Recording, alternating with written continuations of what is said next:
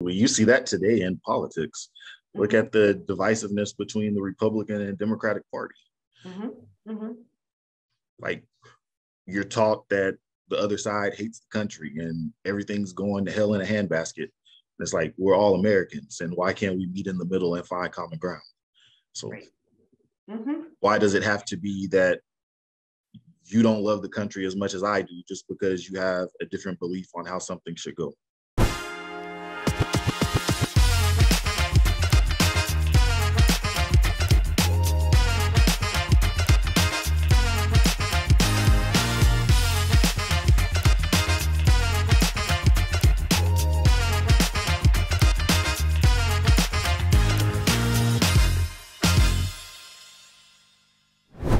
So I asked these questions to kind of set us up for the next portion. And this is one that I really want to direct with Marcus, because it's a tension that he and I have personally together. And I openly acknowledge it on this show. And it's one that I need to explore because I just don't know the answer. And I'm almost going to literally read the question off the show notes, because is the historical messaging about race, Marcus, and everyone in the group that we've received, is that still relevant? Because I feel personally that I hold on to a little bit of what's in the past and maybe things that have been sort of Marin's experience, since that's the experience that's leading us into this next topic of conversation. So I hold on to the Marin's experiences and have this sort of beware, beware, beware signal in my mind. But then when you hear a Susan and a Landon talk, and it all sounds so good and gravy right now on the phone, you know, it makes me ask myself, number one, is this just placation by Susan and Landon? Yeah, I'm going to be specific. And then number two, that's fair. Am I holding on to something I just need to let go of and times have changed? Marcus, I really want to know what you think about that. Are you saying Marin's I'm saying Marin's experience is valid, but maybe we need to maybe times have changed and maybe we need to kind of let it go? Or is it still happening in is it manifesting itself differently, but the motivation is the same in present day?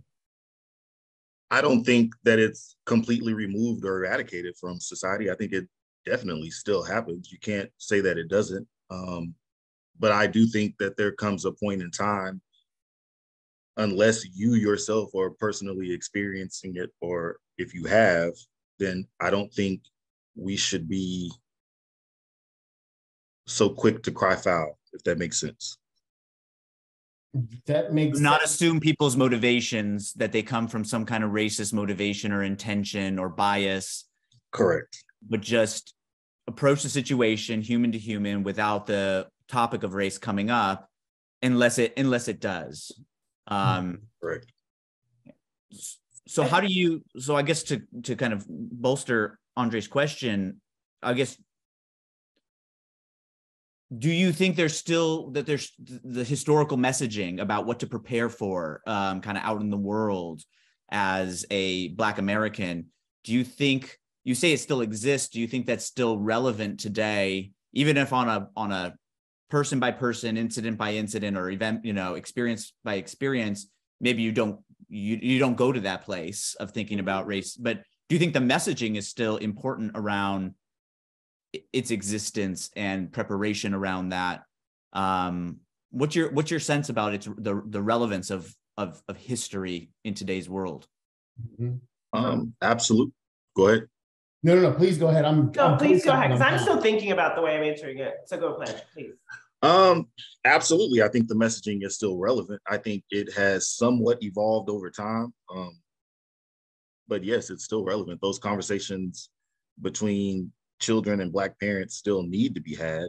But I think we should tweak the approach in an essence, because things are not exactly the same way that they used to be. How would you tweak balancing act? Go ahead, Todd. Sorry. I was just gonna say, how would you tweak it? Like, how would you message it? And you asked a question that stuck with me, or you made it was a question, kind of a comment question in the first episode that kind of relates. So if I could just throw a couple at you. You said, when is enough enough, right? which I felt like you were talking about multiple parts of the race conversation, a little bit about the economic disadvantage, but just the general, like, when is enough talking and focusing on race. And I guess, one, how would you message now? And two, when is enough to you? Like, what is that place? Are we at the place already? How do you define when enough is enough and we need to put the past aside or behind as it relates to race? How do you think about that? I honestly do not have the answer to that. What's your sense, your intuition? It's something that I've thought about, but I would even thinking of race and thinking of, say, police relations, I think it's a twofold approach. I think on one hand, the society or community wants police to be a certain way, but at the same time, you're coming at the police with aggression. So it's almost, as Martin Luther King said, hate can't drive out hate. So it's a twofold approach. Everyone needs understanding. We all need to come to terms with where we are, and we need to work together. I don't know the answer on how exactly that would go, but it can't be a one-sided approach. Does that make sense? Does that make sense, Maren? It does. I guess the best way I can think of approaching it nowadays is having conversations by assuming positive intent, but still addressing impact. I think for the most part, where society has changed is that a lot of the malice that, we would see, if you think of when you watch, movies like Mississippi Burning, right? Like like a lot of that malice is gone. However, that does not mean that there are not well-intentioned actions that have negative impact. And so when I try to have conversations, whether it's with clients or with other people who say or do things that have a negative impact on me or those around me, I focus on talking about the impact and not making assumptions about intent. Like, I'm not going to get into, you meant to do that, you meant to, or you were being racist, or you were being bigoted. It might not be the case, but it's sometimes just making them aware, hey, here's the impact of that action, that attitude, that behavior on someone else. Now, you can do with that what you want, okay? Like, you can sit there and say, forget that, everyone's too sensitive, I'm going to keep doing my thing. But I can at least say, in my part, you're not going to be around me and walk around ill-informed. This happened recently at work. And we were just talking about the role of diversity, equity, and inclusion in, like, products and services and things like that my clients provide. And someone was pretty much doing when is enough? Like, what is the big deal on this? Like, a good product is a good product, like, race or whatever, like, does it matter? And it just so happened, I was working from home, and in the background, oftentimes I just have the TV on mindlessly. And in the background was an old King of Queens episode. And it was when Kevin James's character, he was with Deacon, his best friend, who was Black, and it was Halloween, a Halloween themed episode. And the whole theme of the episode is that Deacon's son wanted to be a superhero, but there were no Black superheroes. So he was trying to find a way to, like, get his son interested in a different costume because there aren't Black superheroes. And I said, this is what I'm talking about. I was like, look at 25 years later, what we can point to that we could not point to. We now have Black Panther. We now have, like, different things that, when I was just like, have you thought about what that was like for a child? I remember I wanted to be Wonder Woman. My mom was like, scantily clad white woman for Halloween, you will not be. like that was like, she was like, that, no, right? What are those bangles, the bangles. Right. No. So, but again, like, those are simple little, of course, like, childhood experiences that can be very defining because it makes a child feel different and feel othered. And, like, why aren't there, like, Black superheroes and things like that? I said, and that's the reason why I think it matters. I mean, it's clearly mattered to the tunes of $1 billion for Marvel. So, like, it also matters, like, in the market. When you have these teaching moments with people to say, hey, point out something, this is why it might be this way. Do people react negatively or accepting, or does it run the gamut? Say for the most part, people react positively, because for the most part, a lot of people didn't know.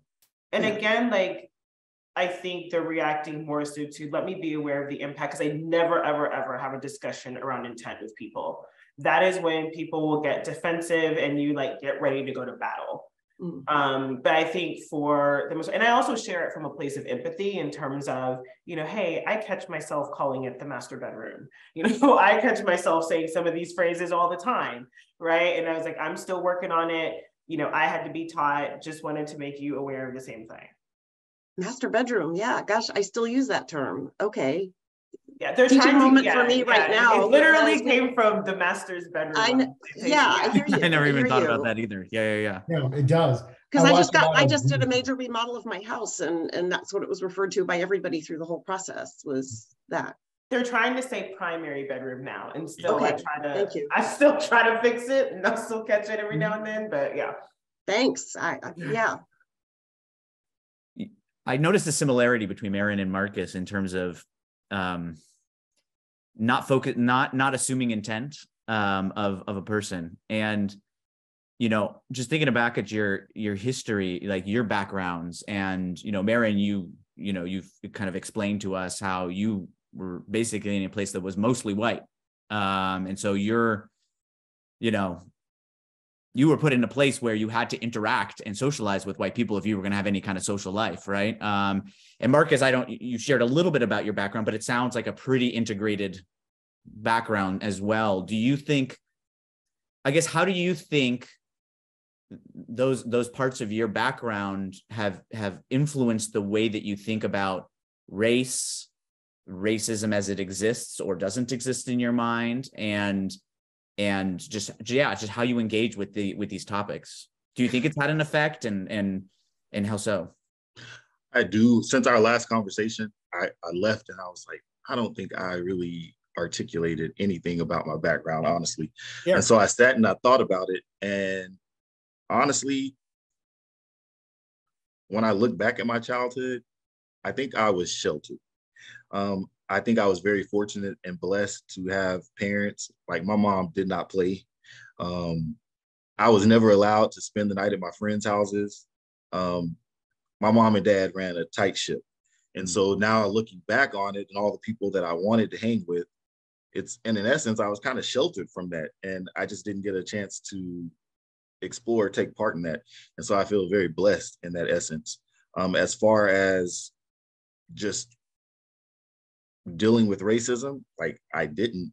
It was a diverse background. I went to school. My school was probably 75% white. But that's still a high percentage. So that's still a high percentage. Of what? Of the Black population? What do you mean? No, he said my school was 75% white. That means, 3 out of 4 people were white.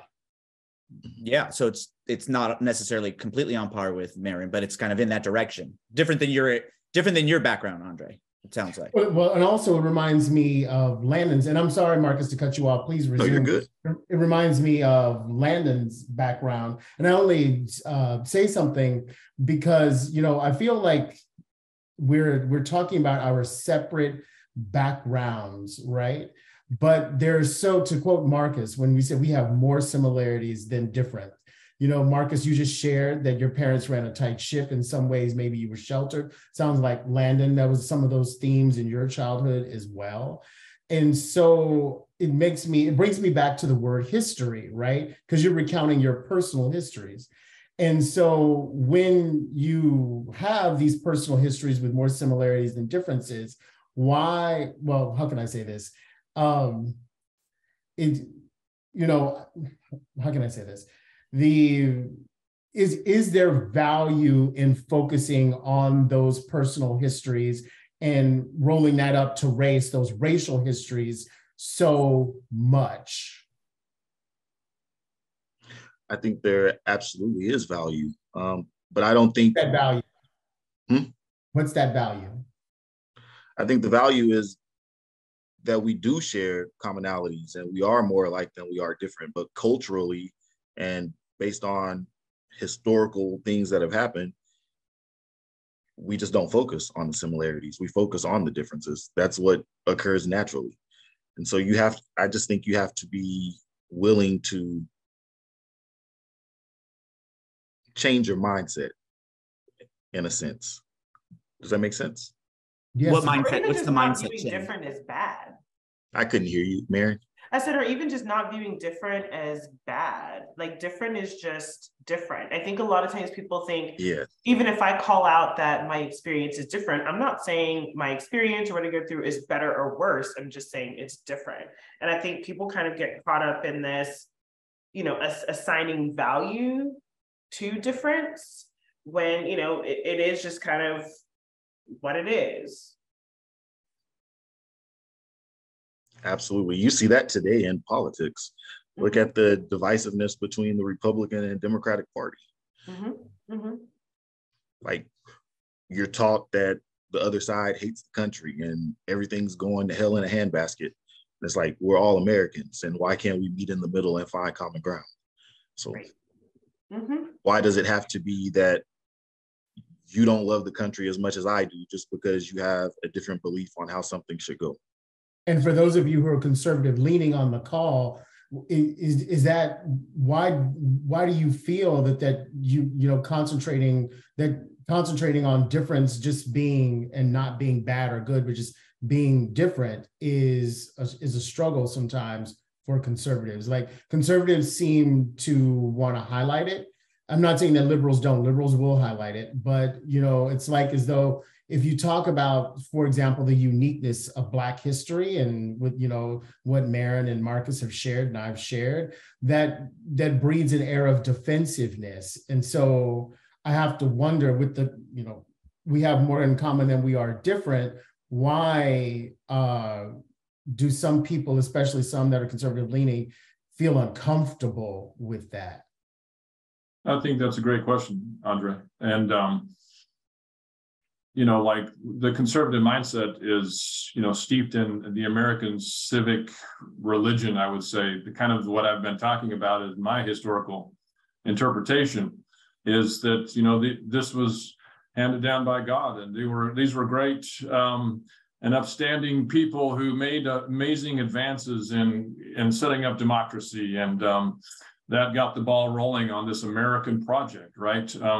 That is a conservative mindset, and it's hard to deal with the dissonance that happens when you realize how those people were sometimes terrible people, and they may have been your heroes growing up, you know, and then, you know, so terrible people can do amazing things too, and amazing, you know, good people can do, you know, some pretty bad things too. It's much more messy and complicated than I think a lot of us learned, especially if you grew up in conservative areas, you know. So that can breed a little bit of discomfort, a little bit. You want to lash back and defend it immediately, you know, without really thinking about it. So, Susan, I see you nodding in awareness. Does this strike a chord with your experience? Yeah, and I don't consider myself conservative. I consider myself like a moderate. At this point, I'm a moderate libertarian. So there's and in the libertarian and also conservative thought, there's an emphasis on individualism and you know, individual responsibility. And so if your situation is bad, you need to take care of it, work hard, you know, buckle down, make things better for yourself. So I think that comes from more the conservative side. Landon, you talked about it's hard to, when you learn a certain vision of history, and in particular in conservative areas, to feel proud of, and it's hard to integrate information that might, you know, complicate that, as you've said previously, right? I'm struck by, and it kind of relates also to something Marcus said earlier in this conversation. In the first conversation, you said it's a natural impulse on the part of law enforcement when you're criticized, right? For police shootings, it's a natural response when you experience antagonism to close ranks and want to say Blue Lives Matter, for instance. That was the conversation we were having. And I know for obvious and valid reasons, Marcus, you also feel that, right? How do we criticize without being antagonistic? Like, how do we complicate our vision of something that we see value in, whether it's the history, as you talk about it, Landon, or law enforcement and its function, Marcus, as you experience it, but they're imperfect, as was just, described. And if we can't criticize, we can never improve. But sometimes criticism is taken as antagonism. And sometimes it is genuinely antagonism and hate put toward, but what is the way for us to be able to question and criticize and improve but do it together, right? Without this kind of mutual antagonism. I don't know if what are your thoughts on that? Are we too quick to defensiveness, or are we too quick to harshly criticize? I'm just interested because you're both uniting. You have, everyone on this call has a uniting kind of ethos, right? But sometimes uniting is just keep the peace without rocking the boat, and sometimes the boat is rickety in some way. Right? What are your thoughts on that? I keep going back to this whole twofold approach idea. So when I say the problem that I have with the antagonizing or the criticism is more so the personal experiences and the blatant confrontation that comes from it. It's like every person you encounter, or majority of people, it's like it could literally be a traffic stop that your tags are expired, and the moment you walk up to the car, you're hit with confrontation right off the bat. And it's like, why does it even have to go there? But again, I don't have the answer to that, because even when it's peaceful, and say the NFL takes a knee during the national anthem, that's the most peaceful criticism that there can be, but yet there was a problem with it. Yeah. And then it turned into, you hate this country and that's disrespectful to the flag and the Constitution. So I don't know. Personally, I didn't have a problem with it. I thought that it was a great way to bring awareness to it. But some of my counterparts thought that it was just the most egregious thing in the world. And so I'll just say, I love America. I love this country. I have the Constitution hanging up in my office. But on one hand, you want Black America to love America wholeheartedly and to love this document called the Constitution, but we weren't even counted as whole people historically. So I don't know, like, what is a peaceful criticism? What is non-confrontational? Because someone's always going to have a problem with it. So I don't have the answer to that. Mm-hmm. But that would be an aspiration for you, is to get to the point where that criticism can happen. Yes, but I think... And then it enters into a conversation about it. Sorry. But it takes each person individualistically to be able to reach that point, mindset-wise, to even reach that commonality. So I don't know.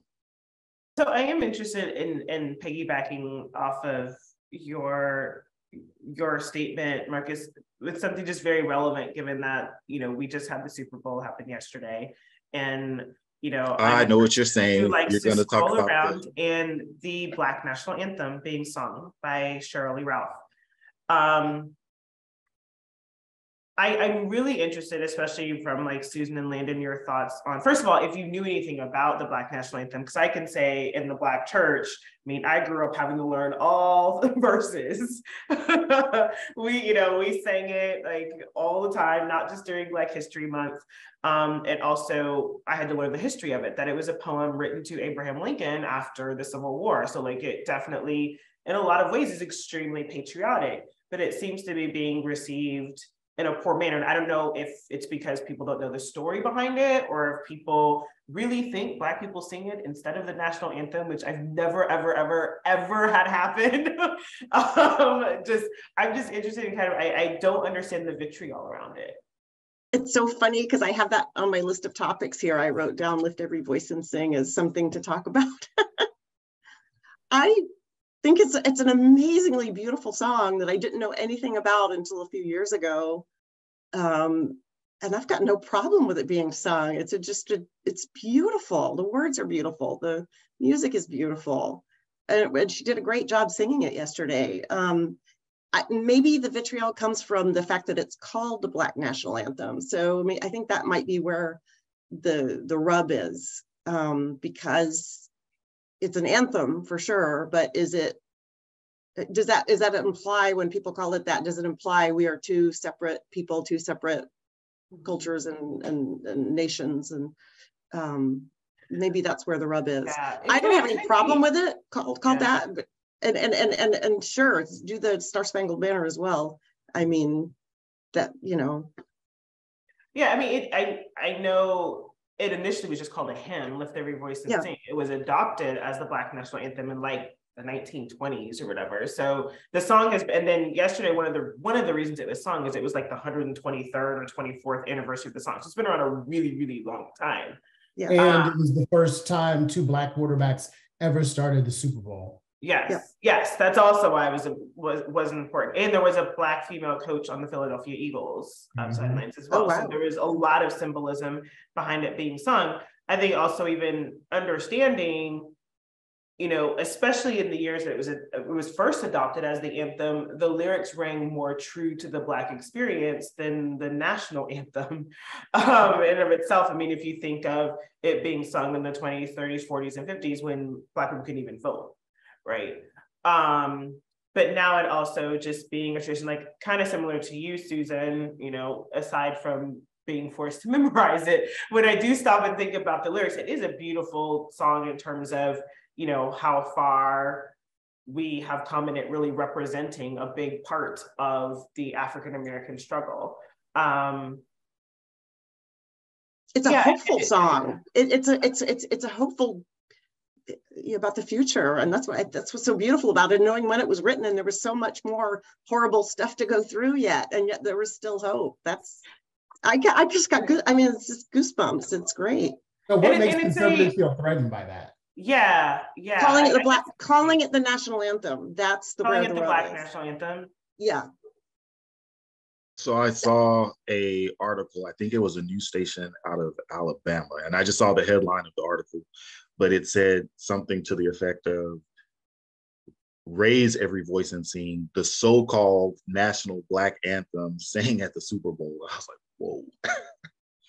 So yeah, that definitely is like, I think that implies that it implies that you're saying, when you call it that, I think they're saying it implies that the Star Spangled Banner is not you're not really identifying as American. That's not your anthem. You're identifying as Black and not American. That's not what I feel. No, I got you. I'm trying to get into the mindset. But I think if people actually, instead of just focusing on the headline, as we often do with most things, and actually paid attention to the words, the lyrics are not divisive at all. It's not literally about making progress and being a whole nation and everyone being equal, and we've come so far. Yeah, it talks about what our dark past has taught us. It's more meaningful than the Star Spangled Banner. The last line is true to our God, true to our native land. I mean, it's, yeah. Landon, you had some thoughts too? What were you wanting to share or ask? No, I really don't know much about it, honestly. I mean, I will say that I'm guessing, because I am from conservative circles, and I'm guessing that, you know, it's an interpretation of exclusion of it's basically like Susan said, I'm guessing everybody interprets the name as exclusion of the other national anthem. So, yeah. And I guarantee that 95% of people have not actually read it, who criticize it. So, and know that those headlines that you see and that negativity is such a minority, that they just, you know, they want us to hate each other, so they hype up the worst part of each side, and that to me, that's the worst attitude about that.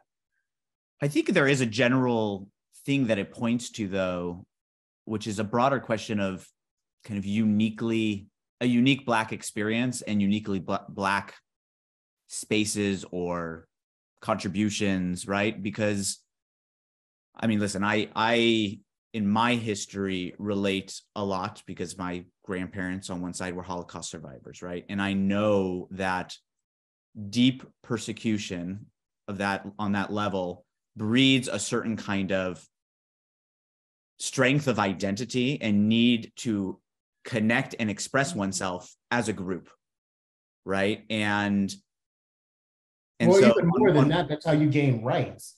Like if those people, including Jewish people, didn't organize around that principle that you just pointed out, then it makes the, helping the collective that much more difficult. So it almost seems natural to do that. Yeah, and I mean, I know, Marcus, one thing you brought up, not during the past conversation, but in our individual conversation, was HBCUs, right?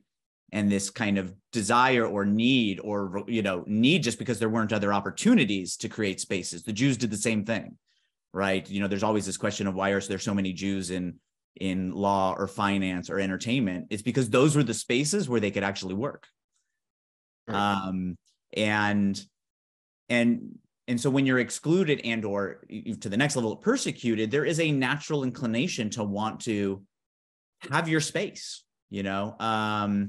and I guess I feel like this gets a little bit even to the heart of, Landon, your question of when is the past and can we move forward? I guess what is a way forward where you could,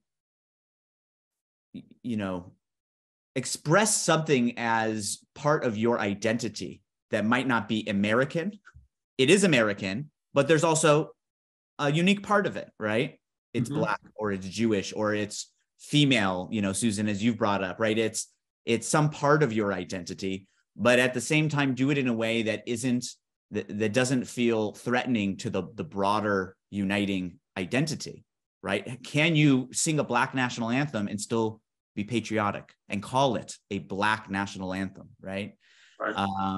And is there, you asked this question at some point in our one-on-one, Landon, of a unique Black history, because you brought up the persecution of the Mormons, right? And I've brought up the persecution of the Jews, which happened in Europe. Doesn't mean it doesn't happen here in the States, but we weren't killed here in the States, right? But a few, of course, incidents, hate crimes, but en masse and organized, right? And so, I guess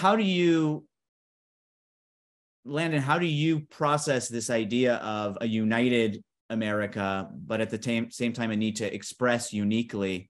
And do you think there is a unique history that needs to be considered different from, other persecution stories that might help us relate to the Black experience in some way, right? What is your sense of that? Thank you for watching this episode of Healing Race, and stay with us for a scene from our next video. If you want to see more conversations like the one you just watched, please subscribe to our channel, share this video with friends and family, and like and comment on the video below. If you'd like to be a guest on one of our episodes and have an open, real conversation about race, email us at guests@healingraceshow.com. And if there are topics you think we should cover, we'd love to hear them. So please email your ideas to topics@healingraceshow.com. As always, thanks for your support. We look forward to continuing the conversation with you. Now, here's a scene from our next Healing Race. As a person who grew up with that kind of history that I had, I look back and I don't think that very few people could have imagined that there is such a thing as an economy without slave labor at that point in time in history. I don't even think that crossed the majority of people's minds, that was a possibility. Just like women were inferior just because of their biology. That was just written. That's how God made it. I think that these kinds of things, these ideas had not passed through the brains of 95% of people back in those time periods. And so, that's a condemnation of the nation, but it's also a condemnation of humanity as a whole, that those kind of narratives existed. and they existed for a multitude of reasons. Some of them pretty malicious, I would say. You know, it's about power in a lot of ways, right? So, so when I look back on, you know, the founding fathers of the United States, I see that they did some pretty intellectually adept things that were cutting edge for their time, but they also were just run-of-the-mill bigots that did not have the imagination to imagine it in other ways, in many ways, right? So they could not imagine. But I'm sorry, Landon. Go ahead. I'm sorry, because in my opinion, you're giving those founding fathers too much grace. So I'm trying to make the case. Yeah, and you're making it eloquent. You're making the case in an eloquent manner. Mm-hmm. But to quote Ruth Susan, so these founding fathers could remember, they could envision their own freedom from the crown, but couldn't envision that we would want freedom from them. So we gonna live our lives worrying about and rejoicing in white folks' freedom on the 4th of the MF July, and it never occurred to them that we would want the same thing. I just find that incredulous. Absolutely. Yeah. I agree with you. I mean, and in that idea right there that you just said makes a lot of sense, and how you feel about our nation, right? They never even crossed their minds that you also would want that same freedom. They didn't consider you to be Black people to be a full person, right? So that was not even in their. They couldn't even imagine it. That's what I'm saying, right? And I'm not saying that that's okay. To watch the rest of that episode, go ahead and click the video below me. To see a different compelling Healing Race episode, you can click the video below me. We look forward to seeing you in the next video.